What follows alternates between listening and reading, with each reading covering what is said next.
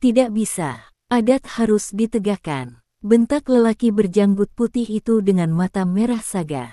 Dia putriku. Akulah yang berhak memberi hukum nikah, tantang Pun Raman yang mulai kehilangan kendali. Kau laki-laki tidak tahu diri. Bentak Awan Aji yang mulai murka. Bukan hanya matanya semerah saga, parasnya mengeras, jenggot di dagunya bergetar. Itulah bentuk gejolak amarah.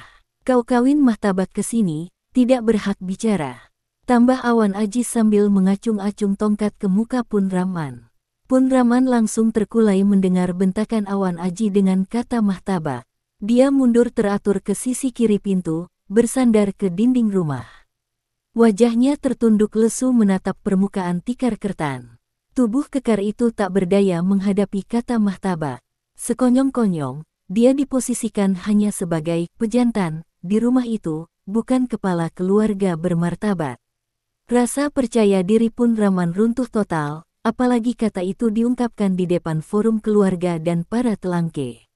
Berani menikahkan cucuku bukan seperti kukatakan, keluar kalian dari tanah ini, ancam lelaki berjenggot itu dengan bola mata melotot.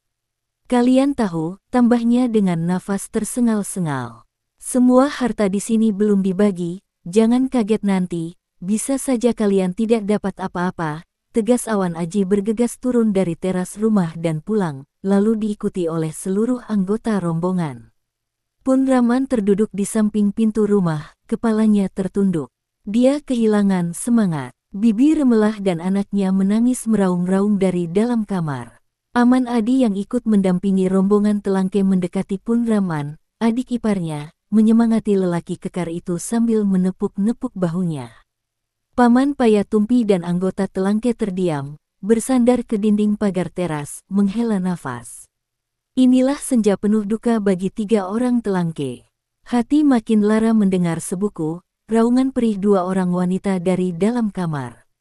Anggota telangke mencoba menghirup sisa kopi kertup yang tersisa, tetapi rasanya semakin pahit getir. Perlahan mereka beringsut, dan pulang ke kebayakan tanpa berpamitan kepada Pun Raman dan istrinya. Inilah lamaran tak berjawab, desis Paman Payatumpi mengakhiri kisah paling memilukan itu. Gaung suara Paman Payatumpi seolah memantul dari dinding ke dinding, masuk ke telinga kami dan meresap dalam hati terdalam. Hening, suara berisik dan canda tawa, seketika sirna. Hanya terdengar suara bertik api dari songkoten, tungku penghangat ruangan. Sesekali ditingkahi oleh suara jangkrik dari balik dinding. Wajah 2 sosok paling kuhormati di sana, pucat pasi. Ada rona merah di pipi ibu, bukan karena dibedaki, tetapi pantulan api unggun yang menerpa air matanya. Gerakan bibir ibu, bukan efek dari senyuman, tetapi tangisan yang ditahan. Aku tahu, ibu adalah perempuan paling tabah, jarang meneteskan air mata.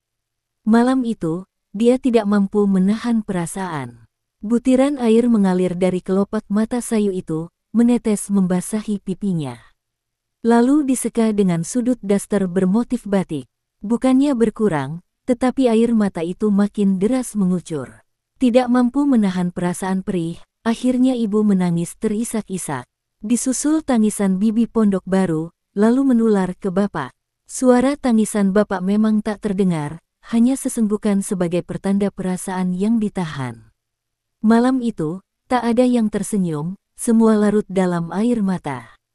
Paman Pondok Baru, Paman Payatumpi dan Tengku Paya bersandar pada dinding pembatas antara bale-bale dengan kamar bapak.